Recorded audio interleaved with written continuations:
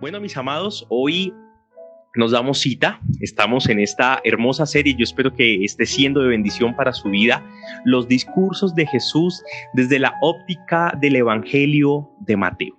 Empezamos con el quinto discurso, Mateo capítulo 24 y 25, el cuarto discurso, Mateo capítulo 18, el tercer discurso que lo vimos este miércoles, capítulo 13, y hoy nos enfocamos al segundo discurso del Señor.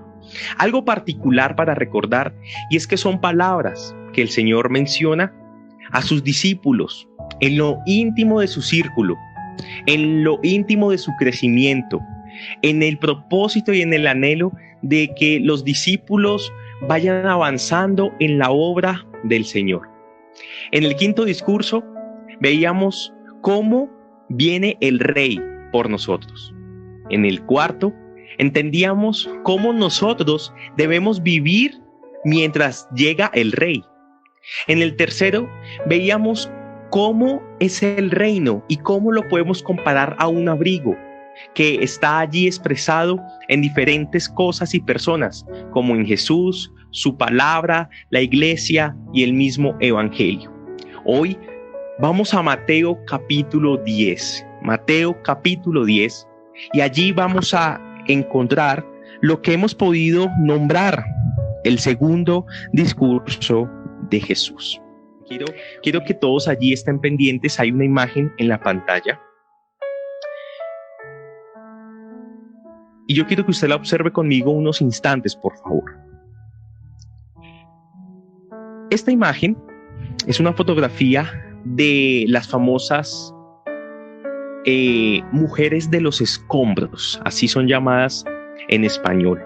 Estas son las mujeres de los escombros, y yo quiero que usted pueda ver cómo esta generación está de pie sobre su propia realidad, una realidad de destrucción, una realidad de derrota. Mujeres están de pie sobre escombros donde posiblemente debajo de ellos hay hombres muertos, y muchos de ellos pueden ser sus esposos o pueden ser sus hijos. En esta foto vemos una triste realidad, y son mujeres que están sobre los escombros de la guerra, donde antes habían escuchado explosiones, ahora le acompañan el silencio de sus muertos. Cuenta la historia que esta foto es tomada en Alemania. En Alemania, en la actualidad, hay diferentes esculturas, estatuas en medio de todas las ciudades, con mujeres como en pie de lucha, y hace alusión justamente a estas mujeres que después de la Segunda Guerra Mundial tuvieron que pararse firme por su país, viudas, muchas de ellas, que perdieron a sus hijos, perdieron a sus padres, y les tocó ir y en medio de todos estos escombros ayudar a reconstruir la ciudad, porque habían perdido la Segunda Guerra Mundial.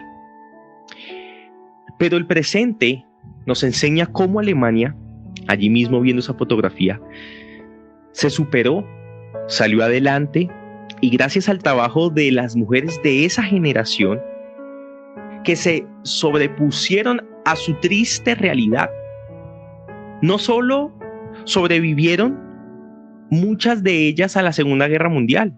Yo pienso que las mujeres que podemos ver allí en esta imagen, muchas de ellas ya tienen más de 30, 40, 50 años. Muchas de ellas pudieron haber nacido en el siglo XIX, en 1890, 1895. Y son mujeres que no solamente tuvieron que vivir la Segunda Guerra Mundial, sino que también vivieron la Primera Guerra Mundial.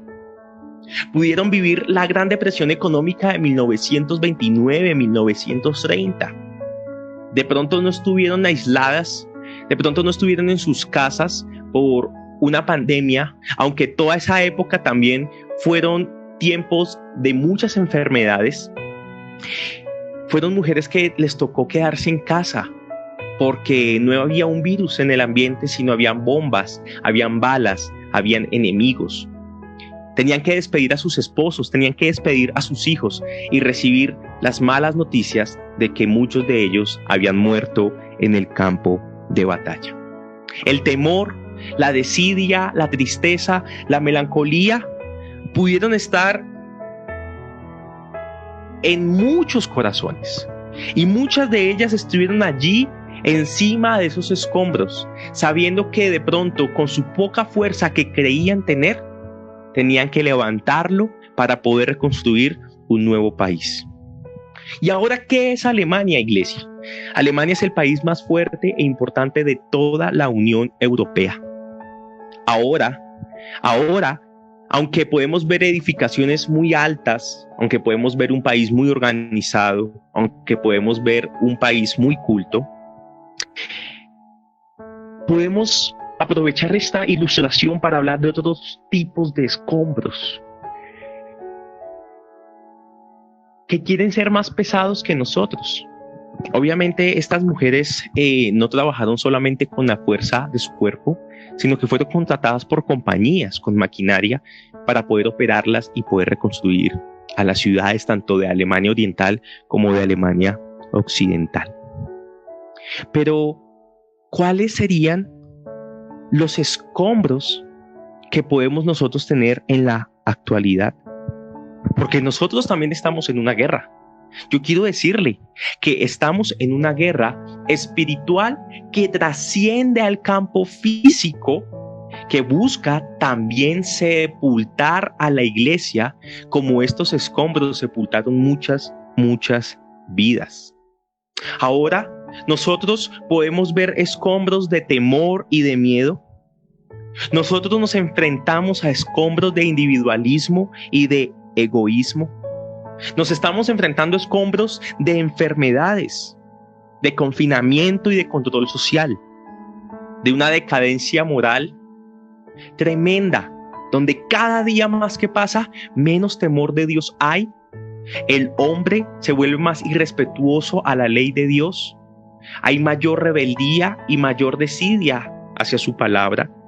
Hay un entretenimiento pecaminoso que lo único que hace es seducirnos y realmente no mostrarnos nuestra realidad, donde a veces los que están bien no se dan cuenta de los que están mal y los que están mal solamente critican, injurian y se quejan de los que están bien. No hay armonía en ninguno de nuestros aspectos.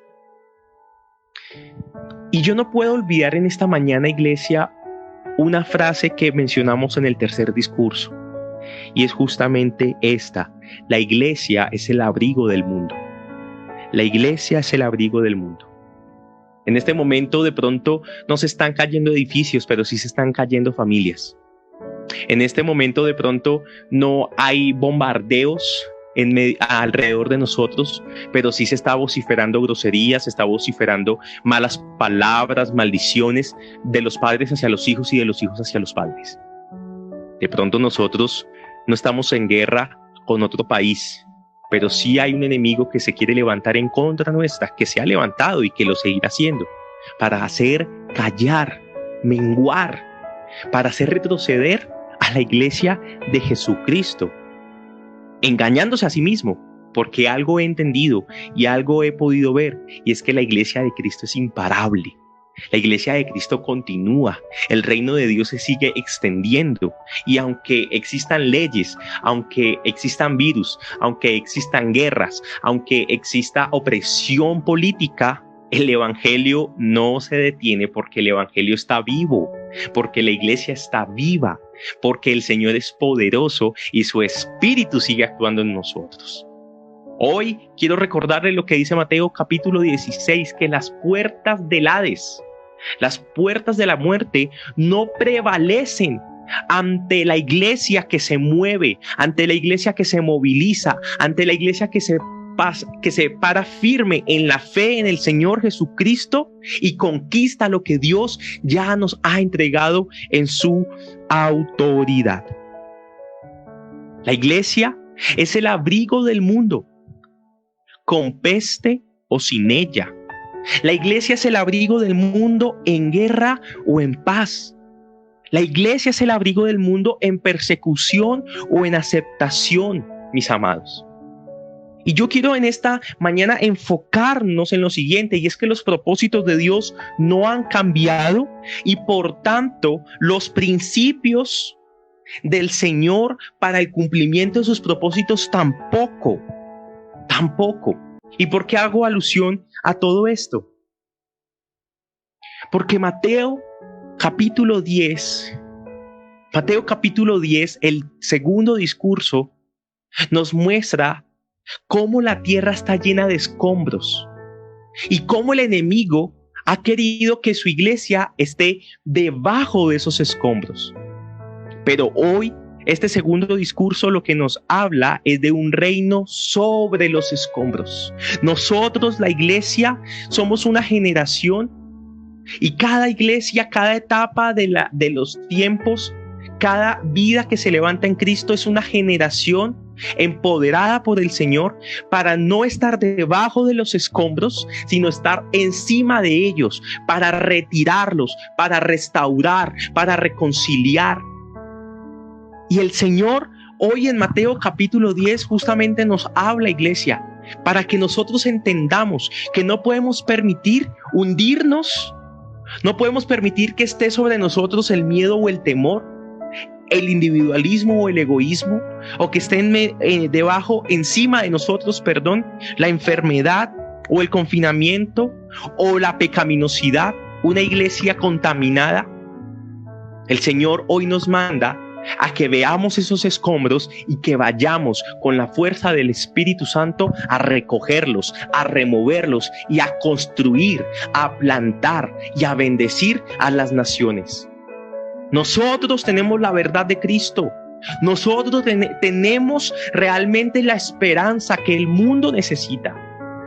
Y no podemos callarnos, y no podemos ser cobardes, y no podemos hacernos los desentendidos como que el cuento no es conmigo, el cuento de pronto es con el de allá, pero conmigo no es. Yo quiero decirte, Cristo ha decidido que cada uno de sus miembros, que cada uno de sus discípulos estén sumergidos en su obra y en sus propósitos. Y espero que hayas dicho amén en este momento. Que estemos conectados en el Espíritu. Que estemos entendidos en lo que el Señor nos está hablando. Y le hablo tanto a los niños como a los jóvenes, como a los adultos y aún a los más ancianos. Aquellos que dicen que ya no tienen fuerzas, mentiras. El Señor no descansa en nosotros. Nosotros aún todos tenemos mucho para dar en el reino de Dios. El quinto discurso nos habla que el rey viene. El cuarto nos habla de cómo nosotros debemos comportarnos mientras el rey viene. El tercero nos habla acerca del reino, pero este segundo nos habla acerca y nos exhorta acerca de la expansión del reino. Y hoy más que nunca, el mensaje, la exhortación a evangelizar, a predicar, a mencionar a Jesucristo, a amar al prójimo está más vivo que nunca. Mucho más vivo que nunca, porque la iglesia de Cristo no se detiene. Yo quiero que lea conmigo el versículo 5 de Mateo 10, y dice la palabra de Dios, y Jesús envió. Y yo quiero mencionarle en esta mañana que eso no ha cambiado.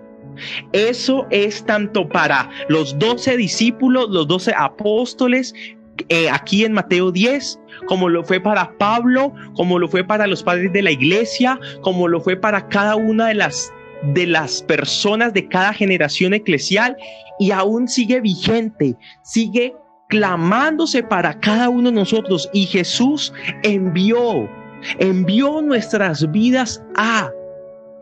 Esto no ha cambiado. Y el versículo 16 tampoco. Y dice, los envió como ovejas en medio de lobos. Esto tampoco ha cambiado. Hoy se levanta un mensaje a tu corazón y a mi vida, iglesia, y es que Jesús nos envía. Y Jesús nos envía en medio de lobos como ovejas. A una sociedad llena de escombros, a una sociedad llena de destrucción, a una sociedad que tristemente debería llamarse suciedad, porque está al borde del colapso. Ni Sodoma ni Gomorra se le comparan, dice la palabra del Señor. Y nosotros somos enviados a esta realidad. Salgamos y parémonos sobre la realidad y veamos la desolación, veamos las tristezas, veamos las necesidades. No nos hagamos los de la vista gorda y entendamos que a esa realidad es que el Señor arroja a su iglesia. A esa realidad es que nos arroja a nosotros, porque si este mensaje el Señor me lo dio a mí, es para usted. No es para los que no escuchan. ¿Sí me hago entender? Es para los que estamos atendiendo en este momento, esta mañana, así seamos 20 personas o 20 conectados. Somos responsables de lo que escuchamos. Somos responsables en obedecer. ¿Y qué haremos entonces ante esta realidad? ¿Qué vamos a hacer? El Señor dice que nos envía y nos envía como ovejas en medio de lobos. ¿Qué haremos ante esta realidad? Y quiero desarrollar este tema en 4 puntos, mis amados. 4 puntos que espero que usted pueda seguir conmigo una vez más. ¿Qué haremos ante esta realidad? En primer lugar, un primer punto, y lo leo en el versículo 1. Reunió a sus 12 discípulos y les dio autoridad. Lo primero que yo quiero en esta mañana expresarles es que frente a esta realidad a la cual el Señor nos manda que vayamos, es que debemos comprender la autoridad entregada. Lea conmigo una vez más el versículo 1. Y reunió a sus 12 discípulos y les dio autoridad para expulsar los espíritus malignos y sanar toda enfermedad y toda dolencia. He podido entender algo, mis amados. Y es que los discípulos de cada época solo hallarán su propia autoridad sometiéndose a Jesús. Este relato que vemos en Mateo capítulo 10 es propio de los 12 apóstoles. Es propio. Porque tenían una misión propia. Pero nosotros tenemos una misión propia. Y con el Espíritu Santo tenemos un propio relato. Pero es un mismo Dios. Es un mismo Dios. Y para realizar la tarea en esta realidad que estamos viviendo, necesitamos comprender cuál es la autoridad que tú y yo tenemos como iglesia. Y quiero hacer nuevamente énfasis en que los discípulos de cada época solo hallarán su propia autoridad sometiéndose a Jesús. Sometiéndose a Jesús. ¿De dónde proviene la autoridad en el discípulo? Proviene de una vida de obediencia y de una vida de fe. Pero debemos ser conscientes en que esta autoridad está basada en cómo nos estamos sometiendo al Señor. ¿Quieres tener autoridad?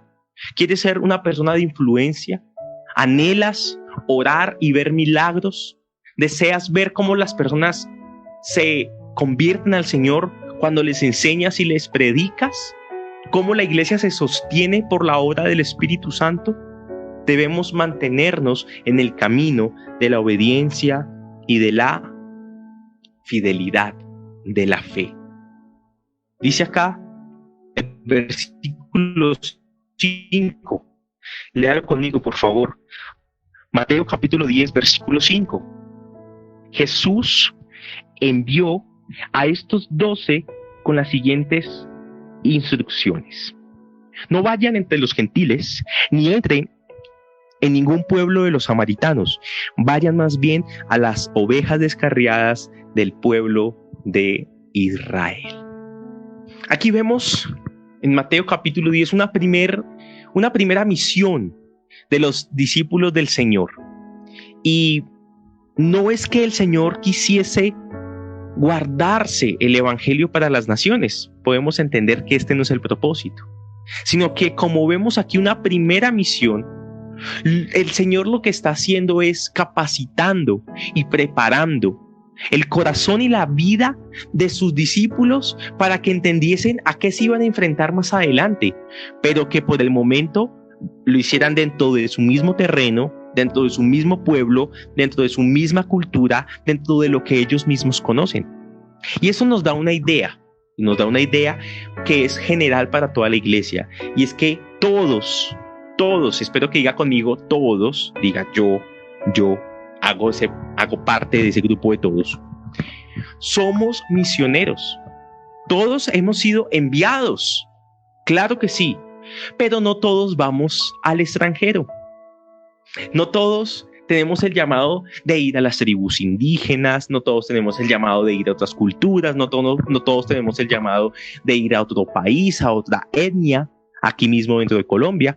No todos tenemos ese llamado, pero todos sí tenemos el llamado de ser misioneros aún dentro de nuestro mismo pueblo, dentro de nuestra misma casa, dentro de nuestro mismo sector de vivienda, dentro de nuestra misma compañía, escuela, universidad.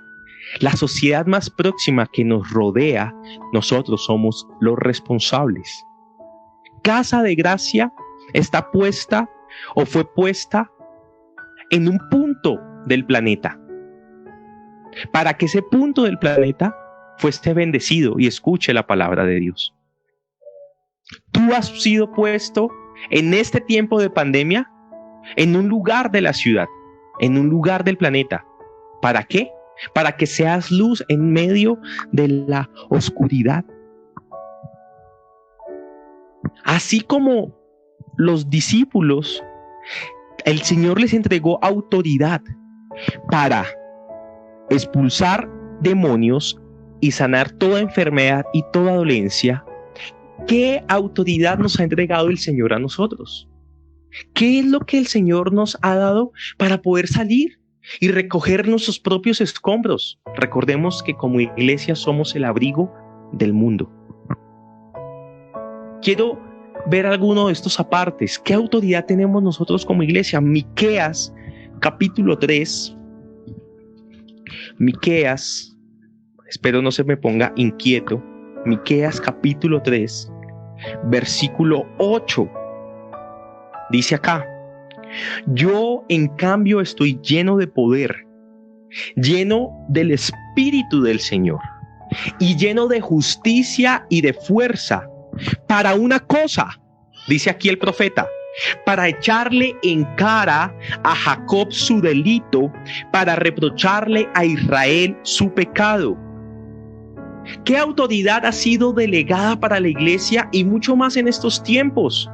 Hemos sido dispuestos por el Señor y el Señor nos ha dado autoridad para reprender el pecado, porque aquello causa una muerte espiritual.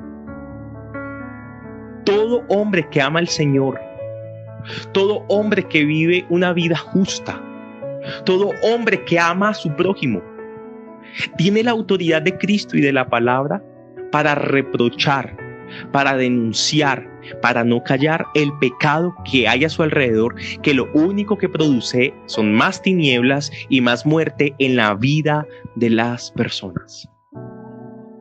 Esto va a ocasionar peligros. Esto va a ocasionar problemas. Esto va a ocasionar circunstancias que a veces no queremos vivir. De eso vamos a hablar más adelante.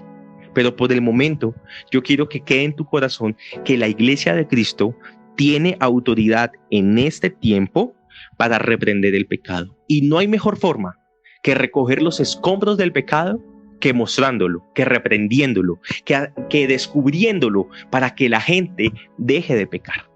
Deje de pecar. La Iglesia de Cristo no pelea con las armas de este mundo, sino que encuentra su fuerza en Dios.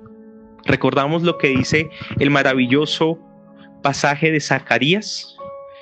Zacarías capítulo 4, versículo 6. Así que el ángel me dijo: esta es la palabra del Señor para Zorobabel. No será por la fuerza ni por ningún poder, sino por mi espíritu, dice el Señor Todopoderoso. La iglesia tiene una autoridad en medio y gracias al Espíritu Santo de Dios. Recuerda el famoso versículo de Hechos capítulo 1, versículo 8. Y recibiréis poder. Poder está haciendo alusión a autoridad. Y recibiréis autoridad cuando venga el Espíritu Santo sobre ustedes en Jerusalén, para que sean testigos allí en Jerusalén, en toda Judea, en Samaria y hasta los confines de la tierra. Y el Espíritu Santo ha sido derramado y el Espíritu Santo sigue en acción y el Espíritu Santo sigue llenando la vida y los corazones, y una vez más nos dice: salgan a recoger los escombros que van es con el poder de mi fuerza. Salgan a recoger toda aquella destrucción que no va a ser con sus propias fuerzas, sino que yo me fortaleceré en medio de sus debilidades. Ustedes me serán testigos, ustedes hablarán mi palabra, ustedes denunciarán los pecados y limpiarán a las naciones. Estamos llamados, iglesia, a trastornar el mundo, a transformarlo, y no le hablo desde mi emoción, le hablo desde mi cordura, le hablo desde mi conocimiento bíblico, desde mi relación con Cristo. Aunque hay corazones duros, aunque hay cervices implacables que no se quieren arrodillar frente al Señor, Dios siempre será más fuerte. Siempre Dios será más fuerte. Uno de los objetos más duros de la naturaleza es el diamante. Tanto que el diamante aún lo usan para ponerlo en una especie de brocas para romper las rocas más duras que están debajo de la tierra. Ponen puntas de diamantes para que éstas perforen las rocas. Pero ¿usted sabe cómo se deshace el diamante en un 2x3? En una oportunidad vi un experimento en Discovery o en Nat Geo, y allí estaban en una joyería y habían 2 recipientes con oxígeno líquido, y el joyero metió 2 diamantes, uno en cada recipiente. En uno, un diamante quedó allí, no le pasó nada, y en el otro, el diamante desapareció. Entonces él preguntaba que cuál era el diamante o cuál es el diamante verdadero. Todos pensábamos que el diamante verdadero era el que estaba allí, pero el diamante verdadero fue el que se esfumó, porque el diamante está hecho de carbono y al tener una reacción química con el oxígeno se evaporó. Y yo quiero decirle algo: aunque haya corazones tan duros como el diamante, en la voz de Dios hay oxígeno. En la voz de Dios hay vida, hay un soplo de vida que aún deshace los corazones más duros que se le puedan presentar. Pero necesitan es una iglesia que salga, que denuncie el pecado y no lo haga en sus propias fuerzas, sino que sea guiada por el Espíritu Santo. Una tercera característica o expresión de la autoridad dada por Cristo a su iglesia es que hemos sido capacitados para hablar con denuedo y convencer a los incrédulos. Muchas veces están los cristianos Moisés o están los cristianos Jeremías. ¿Cuáles son estos cristianos? Los cristianos Moisés son los que dicen al Señor: Señor, yo no sé hablar, yo tartamudeo. Y están los cristianos Jeremías que dicen: Señor, yo soy muy joven, yo no sé hablar. Entonces, para los dos es la misma respuesta: yo estoy contigo, yo hablaré por ti. Solamente tú disponte a abrir tus labios y a pronunciar palabras de verdad, que yo llenaré tu boca. Mire lo que dice Hechos capítulo 4, versículo 33. Los apóstoles, a su vez, con gran poder, seguían dando testimonio de la resurrección del Señor Jesús. La gracia de Dios se derramaba abundantemente sobre todos ellos. Sobre todos. El Señor los capacitaba, el Señor les permitía hablar, les permitía discutir, el Señor les permitía presentar defensa, y el Espíritu Santo era el que llenaba sus bocas. Él es el que llenaba sus bocas, lo mismo hace con nosotros, para que podamos predicar con denuedo, para que podamos predicar con fe, para convencer el corazón de los incrédulos. Muchas personas, en otro pasaje bíblico, los discípulos llegaban a donde Jesús alegres porque los demonios eran expulsados, y él les decía, está bien, pero que su alegría no provenga porque los demonios les obedecen, sino porque su nombre está escrito en el libro de la vida. Hay un demonio que la iglesia tiene una autoridad garrafal, y es el demonio de la incredulidad. Ese espíritu que se mueve en la mente de muchas personas, de personas que dudan en todo momento, en toda circunstancia. El Señor está allí dando autoridad a su iglesia para que sigamos proclamando, para que sigamos hablando, para que sigamos siendo testimonio. Y en una cuarta expresión de la autoridad de Cristo frente a su iglesia, la iglesia de Cristo tiene poder, sí, tiene poder de sanidad y libertad según la medida de fe que le ha sido entregada. La palabra de Dios nos habla de dones y talentos, iglesia. La palabra del Señor nos habla justamente de ciertas personas escogidas, que el Señor les ha dado la autoridad para sanar enfermos y les ha dado la autoridad para expulsar demonios. Esto de sanar enfermos y expulsar demonios siempre está en primer lugar, no en el capricho de la persona, sino en la soberanía de Dios, No puedo olvidar la historia de un predicador, misionero, maestro de la palabra, Rhys Howells. Este varón se enfrentó a muchas personas con tuberculosis y le pedían que oraran por ellas para que Dios las sanara. Y él decía, no puedo orar por ti porque no tengo la fe suficiente. Yo puedo orar por ti como por salir del paso, pero no tengo la fe suficiente para declarar sanidad sobre tu vida y que yo sepa qué va a suceder. Y ante esta situación, el pastor Rhys Howells entra en su habitación y durante mucho tiempo pelea con él mismo y clama al Señor para que él tuviese la fe para poder ir y orar por los enfermos y los enfermos sean sanados. Él fue y oró por una mujer con tuberculosis. La mujer se sanó, pero él se enfermó. Él se enfermó de tuberculosis.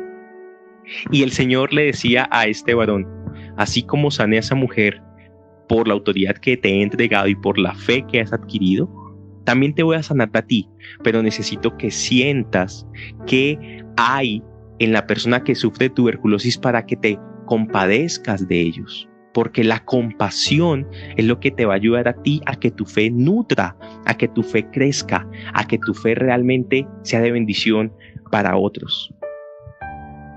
Y este hombre cuenta en su biografía cómo adquirió estos dones de sanidad, pero no por sus caprichos, sino por la soberanía de Dios y por la fe que él tenía. Cada uno de nosotros hemos sido capacitados, mis amados. Hemos sido capacitados en dones y talentos. Y como dice la palabra de Dios, si tú tienes el don de fe, administralo propiamente con la fe que se te ha sido dada. ¿Qué haremos ante esta realidad? En primer lugar, comprender la autoridad que el Señor nos ha entregado. Que tu mal testimonio no menoscabe la tarea importante que el Señor te ha entregado. Corrígete, pide perdón, humíllate y levántate para que el nombre de Cristo sea exaltado. No te dejes engañar más por el enemigo, mi amado hermano, mi amada hermana que me escuchas. No te dejes engañar más por el enemigo, sino que antes bien, párate firme en lo que el Señor ha querido hablarte. Purifícate, lávate y ve a hacer la obra del Señor. Ve a hacer la obra del Señor. Gloria a Cristo.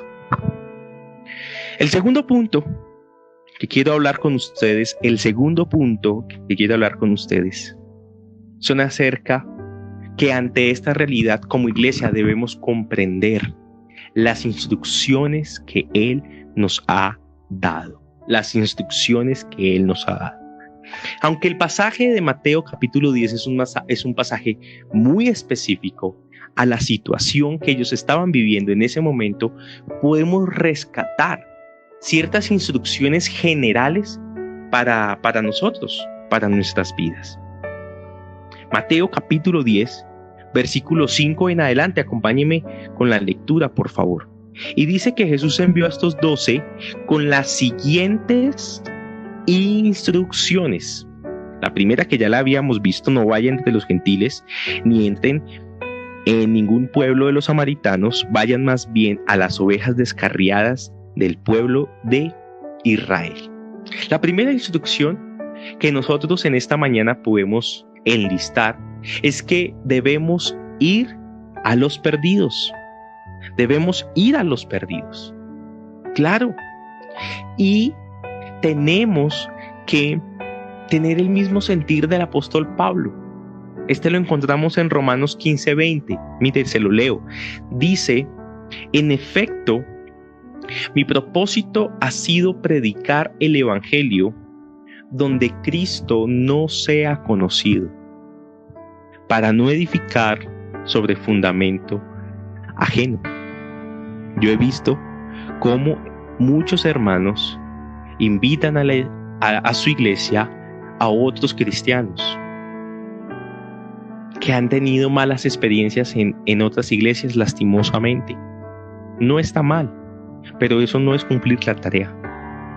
La tarea está en ir a los perdidos. Parece, ¿cómo decirlo? Parece como algo obvio, ¿cierto? Que tenemos que ir a los perdidos.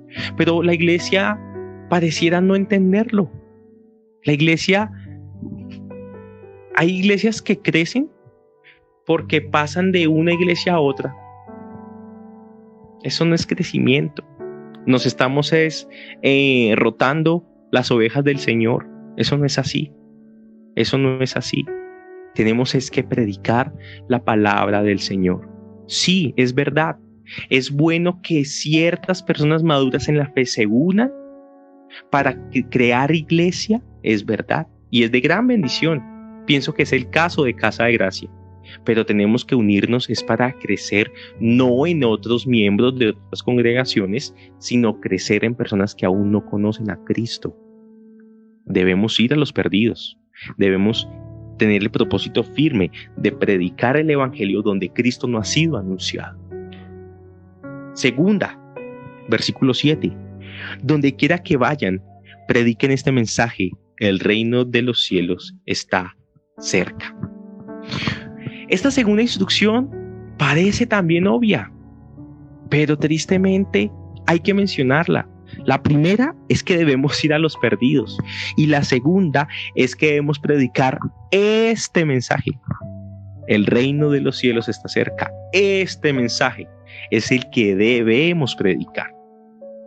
Ahorita muchas organizaciones se han encargado de predicar sobre prosperidad, muchas organizaciones se han encargado de predicar sobre otras cosas, pero que no son el evangelio, sobre positivismo o sobre, tantas cosas, pero se ha dejado el evangelio, se ha dejado a Cristo de lado. Y nuevamente cito a Pablo. Pablo en 1 Corintios capítulo 2, versículo 2 dijo: me propuse más bien, estando entre ustedes, no saber cosa alguna, es decir, no hablar de ninguna otra cosa excepto de Jesucristo y de este crucificado. Tenemos que hablarle a las familias, tenemos que hablarle a los jóvenes, tenemos que educar a los niños, tenemos que predicarle a los incrédulos, tenemos que ir y hacer la obra del Señor. Pero mi amado, el centro sigue siendo Jesús. El mensaje sigue siendo el evangelio. La exposición sigue siendo el reino, y nosotros no podemos olvidarlo. Te pregunto, ¿estás preparado? ¿Estás capacitado para no solamente ir, sino poder realmente saber qué predicar, saber qué enseñar? Para esto la iglesia necesita una preparación. Para esto cada miembro tiene que tener una preocupación sana, una preocupación santa de cómo va a realizar la obra del Señor. No podemos No podemos seguir ensimismados en nuestros propios problemas. No podemos seguir preocupados por nosotros mismos, porque si nosotros no nos preocupamos por la obra del Señor, estamos siendo egoístas. No tenemos el mismo sentir del Señor Jesucristo. ¿Qué bendición hay para aquellos que agotan sus fuerzas en servir para la obra de Cristo Jesús? Qué bendición hay. Y yo quiero que esa bendición llegue hoy a tu casa. Yo quiero que esa bendición llegue hoy a tu vida. Que esa bendición siga fluyendo hacia tu corazón, hacia tus necesidades. Porque el Señor no es deudor de nadie. Versículo 8. Sanen a los enfermos, resuciten a los muertos, limpien de su enfermedad a los que tienen lepra. Pero mire cómo termina acá: expulsen a los demonios. Versículo 8. Lo que ustedes recibieron gratis, denlo gratuitamente. En este caso, ellos habían sido destinados. El Señor les había dado autoridad para expulsar demonios y sanar toda enfermedad y toda dolencia, y a ellos no les costó. La tercera característica o la tercera instrucción que el Señor nos da en esta mañana es que ¿qué te ha dado a ti el Señor? ¿Qué te ha dado a ti el Señor? Si el Señor a ti te ha dado dones de predicar, predica.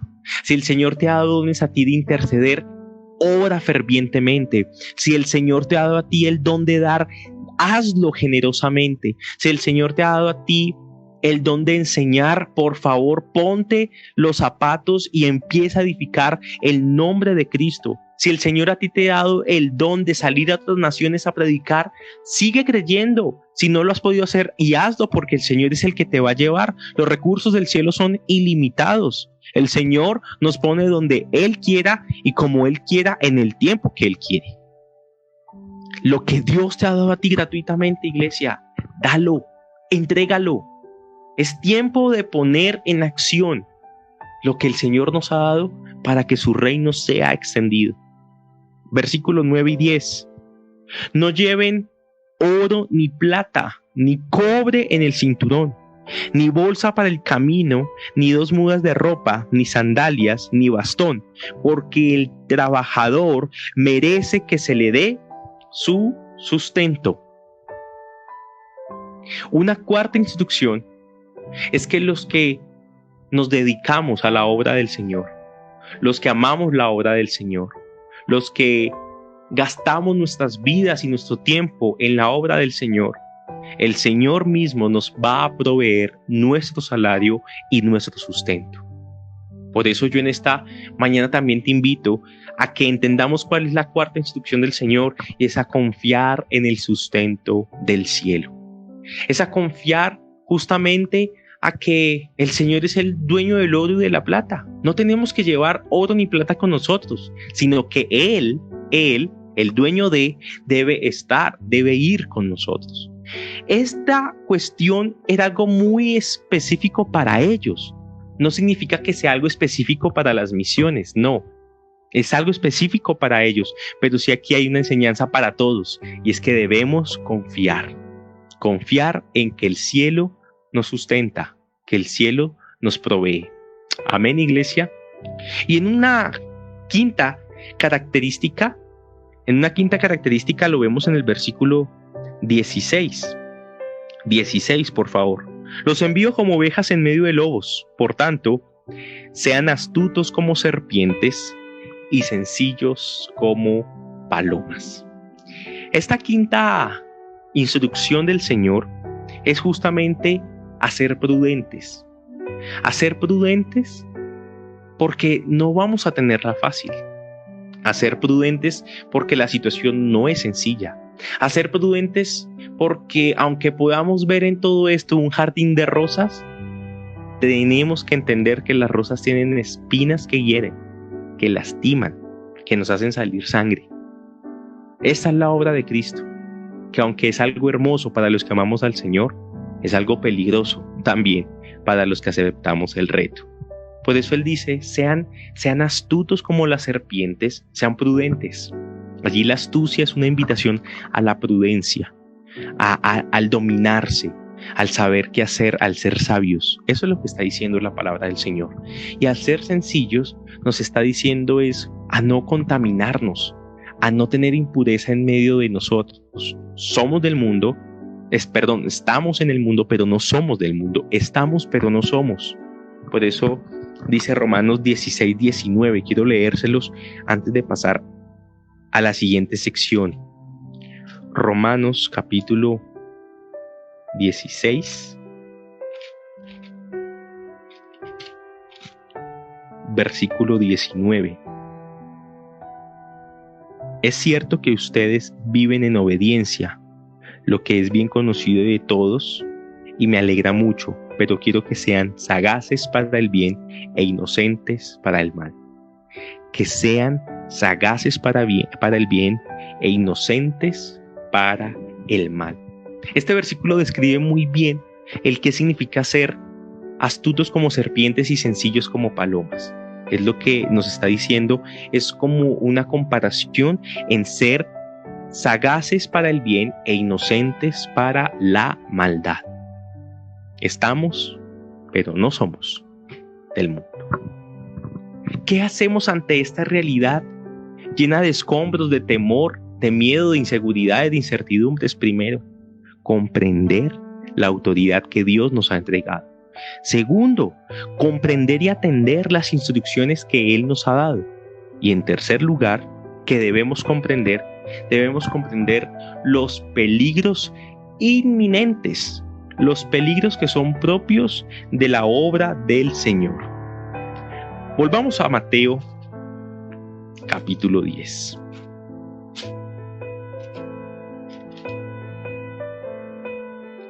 Si está atento, mi amado, en esta mañana, en este momento, si está atento o no, me va a tocar ir hasta allá a poner orden en su casa.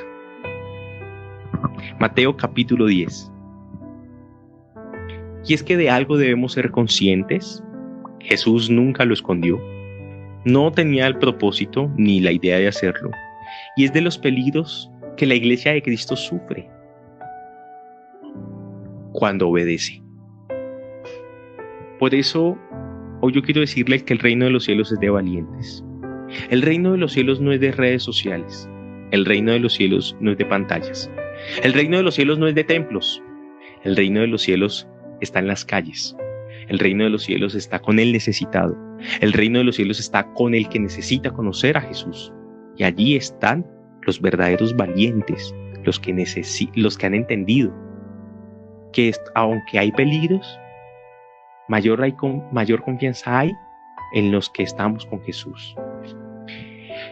Pero bueno, yo quiero en esta mañana mencionar cuáles son esos peligros inminentes que el Señor también nos ha dicho. Versículo 17, lea conmigo por favor, Mateo 17. Mateo 10, 17. Tengan cuidado con la gente. Ese es el primer peligro. Tenemos que ir a predicarle a la gente y el Señor nos dice, pero tengan cuidado de ellos. Tengan cuidado de la gente. Porque ellos, a quienes ustedes les van a predicar, ellos mismos los entregarán a los tribunales y los azotarán en las sinagogas. Por mi causa los llevarán ante gobernadores y reyes para dar testimonio a ellos y a los gentiles. El primer peligro que el Señor nos menciona hoy en su palabra es que el predicar a Cristo, una consecuencia de la predicación es la persecución. Es la burla, es la persecución no solamente física, es la persecución moral, es la persecución cognitiva, expresada en muchas cosas. Cuando nos dedicamos a predicar a Jesús, vamos a recibir tanto elogios como felicitaciones, vamos a recibir tanto abrazos como patadas, vamos a recibir tantas cosas buenas como cosas malas.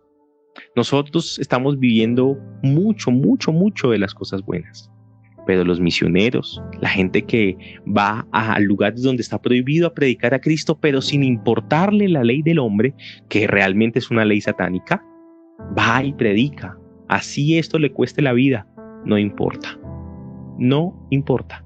Aunque es un peligro, no importa, porque la misión es más importante que los mismos peligros de la misión.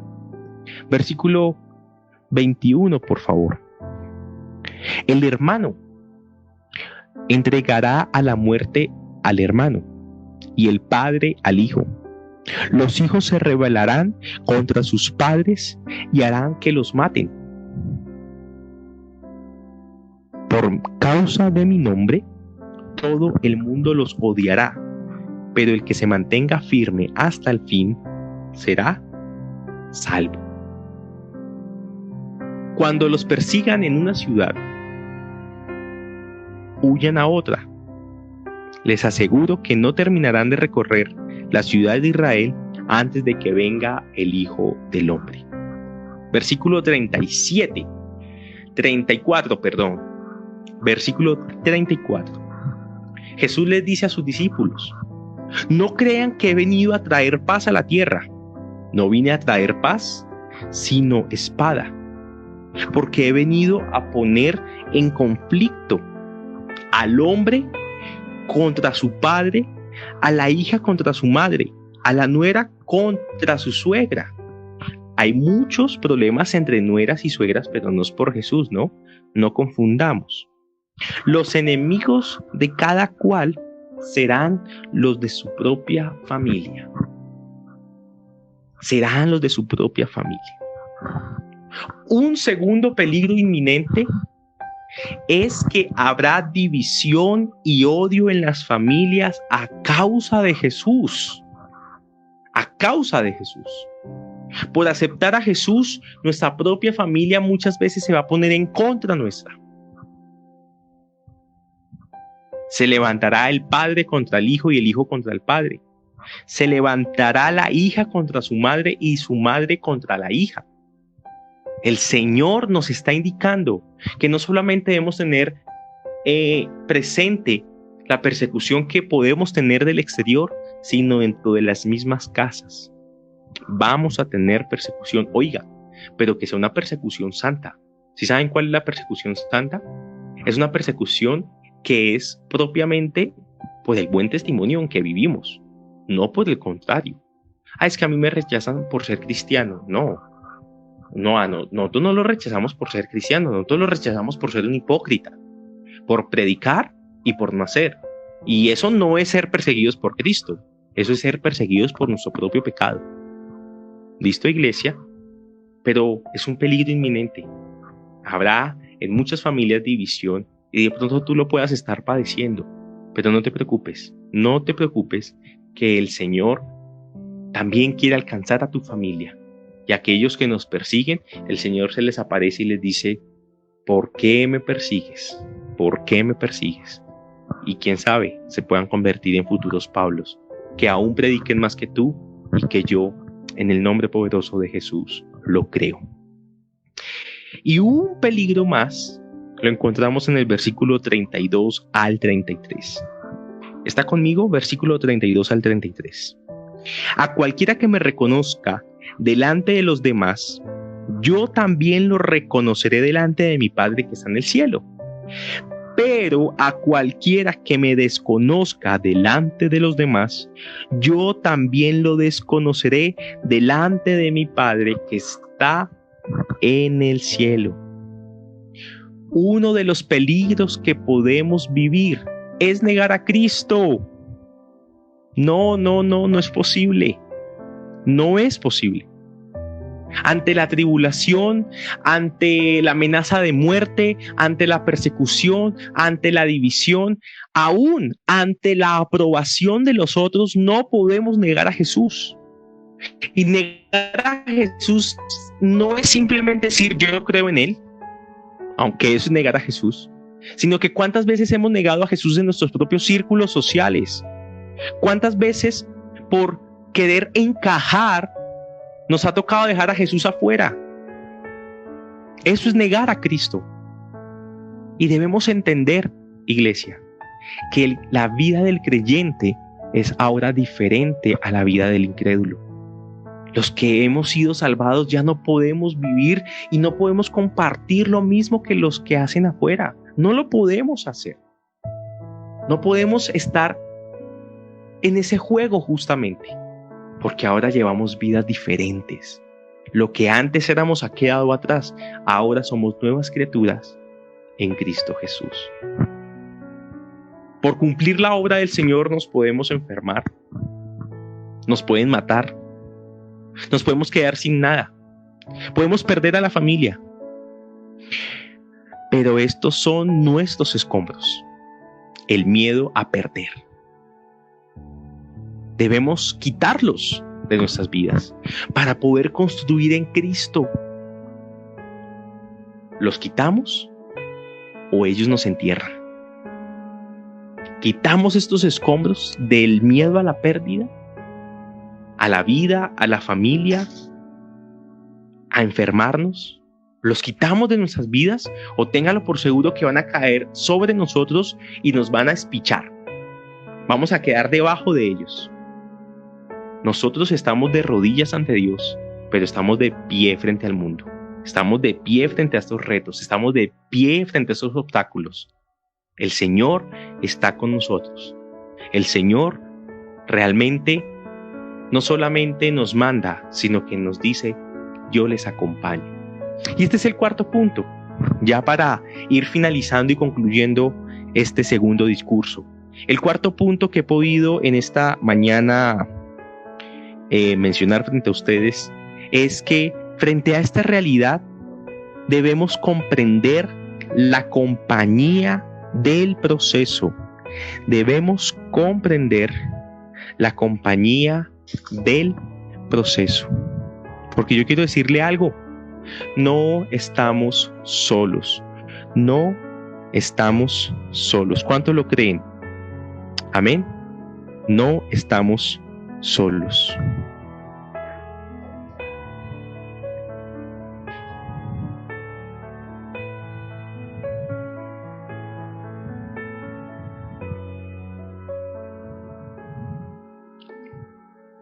Cuando Josué enfrentó su misión, cuando Josué escuchó la voz del Señor diciéndole, toma el lugar de Moisés y dirige a este pueblo para que tome la tierra prometida, Dios le dijo 3 cosas. La primera, esfuérzate y sé valiente. Esfuérzate y sé valiente. Y justamente pienso que lo que hemos hablado en esta mañana redunda en este concepto. La iglesia de Cristo debe ser esforzada y debe ser valiente. 1, porque tiene autoridad. 2, porque tiene una misión. Y 3, porque tiene unos peligros que no podemos obviar. ¿Y cuál va a ser nuestra respuesta ante todo esto? ¿Nos vamos a encerrar? ¿Cuál va a ser la respuesta ante todo esto? ¿Nos vamos a esconder? No, debemos ser esforzados y debemos ser valientes. Lo segundo que le dijo Dios a Josué fue, no temas ni desmayes. No temas ni desmayes. Y esta exhortación es por una sola razón. Por una sola razón. Yo estoy contigo a donde quieras que vayas. Josué, esfuérzate y sé valiente. No temas ni desmayes, porque yo estoy contigo a donde quieras que vayas.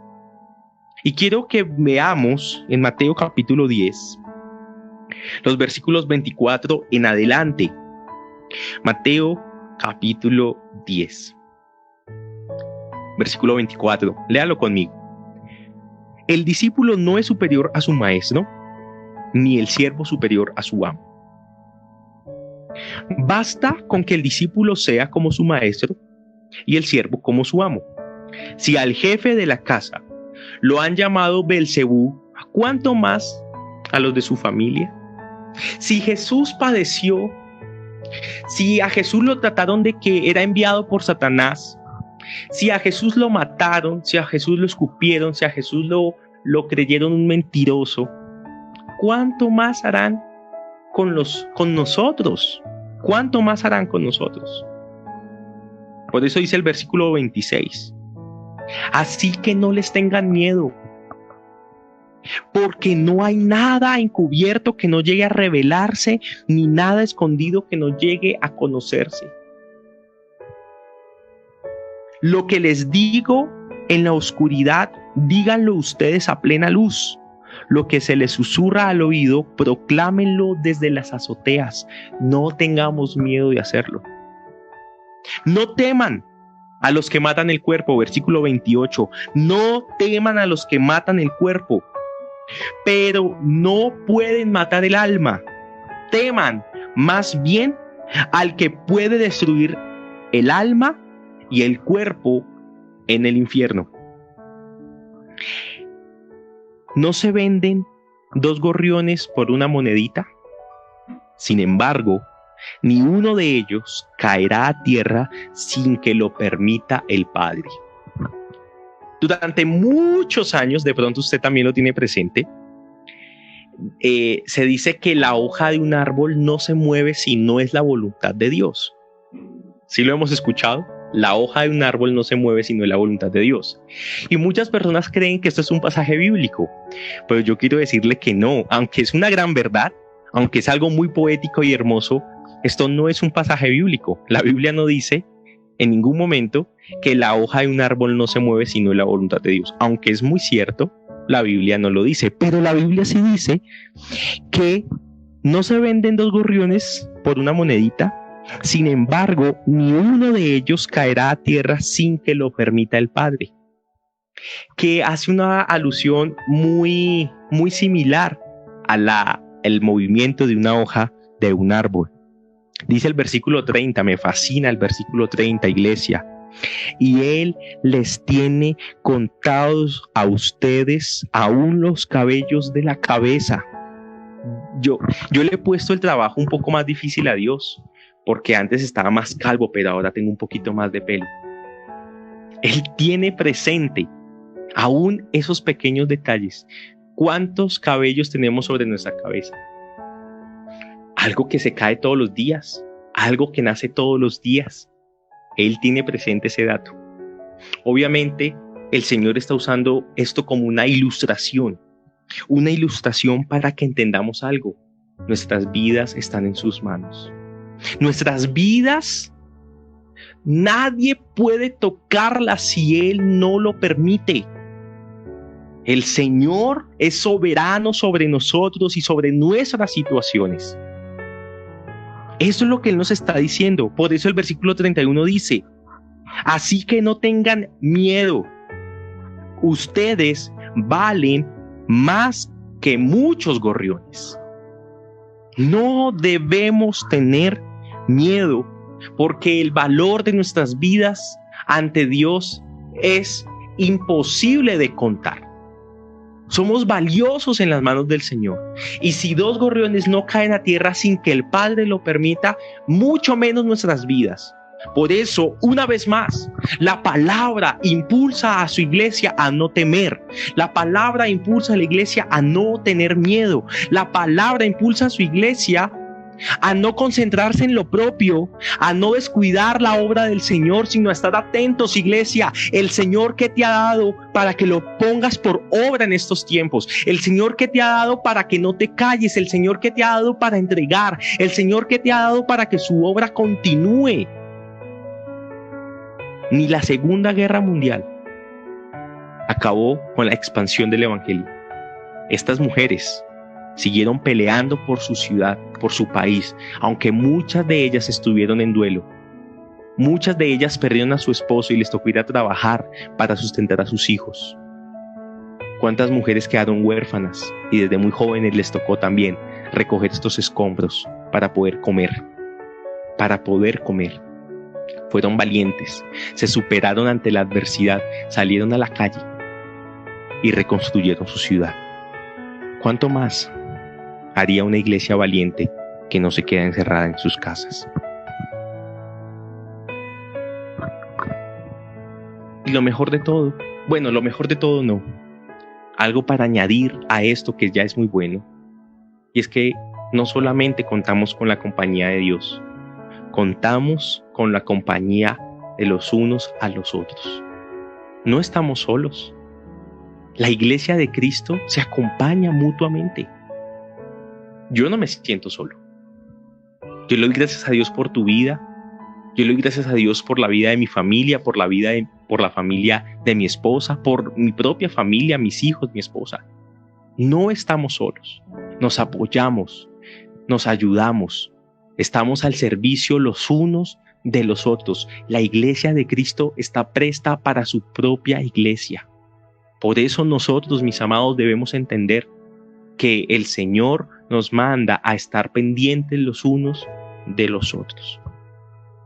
Quiero finalizar en esta mañana con una historia. Se llama la historia de las herramientas. Permítame, se las leo. Un día, las herramientas del carpintero discutían entre sí. El hermano martillo estaba en su asiento, pero los demás le decían que era demasiado ruidoso y tendría que salir. Muy bien, me iré, replicó, pero si me voy, el hermano tornillo se tiene que ir también.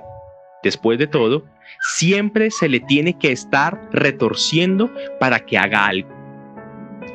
A lo que el hermano tornillo contestó: si lo desean, me iré, pero el hermano cepillo tiene que irse también. Todo el trabajo que él hace es muy superficial, nunca va más allá. A esto replicó el hermano cepillo: pues si es así, la hermana regla tendrá que salir también. Ella siempre se la pasa midiendo todo, como si ella fuera la única que está bien. A su vez, la hermana regla se quejó de la hermana lija, diciendo: no me cae bien, es muy ruda y siempre lastima cuando corrige algo. Estando ellos en medio de esta discusión, se presentó el carpintero. Este era de Nazaret. Había venido al taller para hacer un púlpito, desde el cual el evangelio se pudiera proclamar. Empleó la sierra, el martillo, la regla, los tornillos, los clavos, el cepillo, la lija y todas las demás herramientas. Al final del día, contempló su labor terminada. La hermana sierra se levantó entonces y dijo a los otros: hermanos, qué buena obra ha podido hacer el carpintero con todos nosotros. ¿Cuántos cristianos nos parecemos a estas herramientas? Mucho del tiempo nos pasamos discutiendo, oponiéndonos o juzgándonos unos a otros, porque creemos que los demás no hacen las cosas como debieran. No hubo ninguna acusación en contra de las herramientas que no fuera cierta, pero el carpintero, con todas estas cosas, las utilizó a todas y a cada una de ellas. No hubo lugar donde él las empleara que cada una no hiciera mejor su tarea propia que las demás. Todas, en las manos del carpintero, cumplieron bien su cometido. El secreto está en dejarse manejar por él. Hoy somos herramientas en las manos de Dios. Cada quien tiene una labor que hacer, criticada, juzgada, mirada por los demás.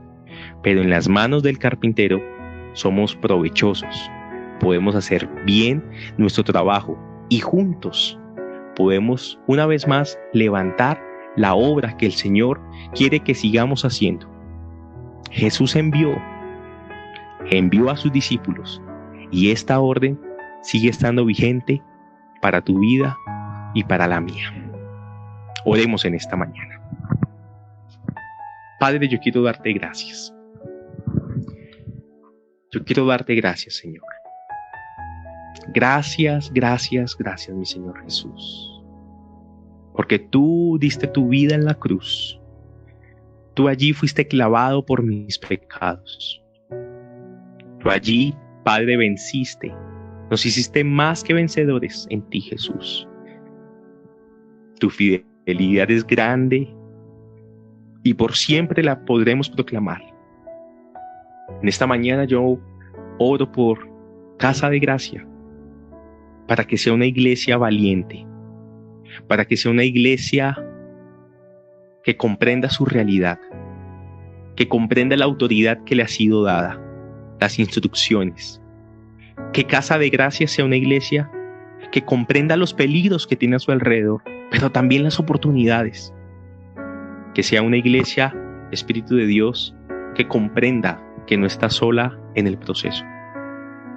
Señor Dios, en esta mañana te pido que llames al corazón, que hagas arder una llama profunda, fuerte, avivada en cada vida de mis hermanos.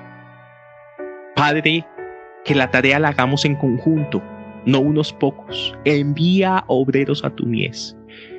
Señor Dios, en estos tiempos aún está vigente y mucho más que antes la misión de ir hacia los perdidos, de predicarles el mensaje, de confiar en tu cuidado y entender, mi buen Dios, que nuestros dones y talentos que nos han sido dados por gracia debemos darlos por gracia, mi buen Dios.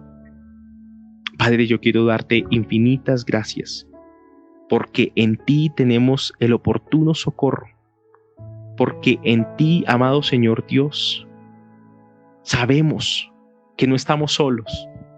Yo te pido que esta exhortación llegue a cada mente y a cada corazón y no quede allí. Padre, te pido que no quede allí, sino que te manifiestes con poder en el nombre de Jesús sobre la vida de cada joven y de cada anciano, Espíritu Santo. Padre, aviva a tu iglesia. Somos una manada pequeña, tenemos poca fuerza, Jesús, pero en ti haremos proezas. En ti, Señor Dios, conquistaremos. En ti seguiremos trabajando, seguiremos cuidando de tu obra, mi amado Señor Dios. Padre, yo te lo pido en el nombre de Jesús. Gracias, Señor Dios. Padre, sé que tú harás más allá de lo que nosotros podemos imaginar. Sé, Espíritu Santo, que tú estás haciendo lo que nosotros no podemos hacer. Tú estás impulsando a tu iglesia, tú estás conquistando corazones, tú estás convenciendo de justicia, Padre, de verdad y de juicio. Eres tú, amado Señor Dios, al único que exaltamos en este momento, en estas circunstancias. Tú te levantas, tú te sobrepones y tú nos llamas a que tengamos la misma actitud que tú, Señor. Una actitud de valentía, una actitud de agradecimiento, una actitud de creatividad, una actitud, Padre, de saber que eres tú, Señor Dios, quien nos mandas a que el reino siga expandiéndose. Yo te pido que esta generación también sea una gran generación llena de autoridad, que esta generación sea obediente a tus instrucciones, que esta generación no le tema a los peligros, Padre, y confíe siempre en tu dulce compañía, en el nombre poderoso de Cristo Jesús. Gracias te damos, mi Señor, en tu nombre santo. Amén y amén.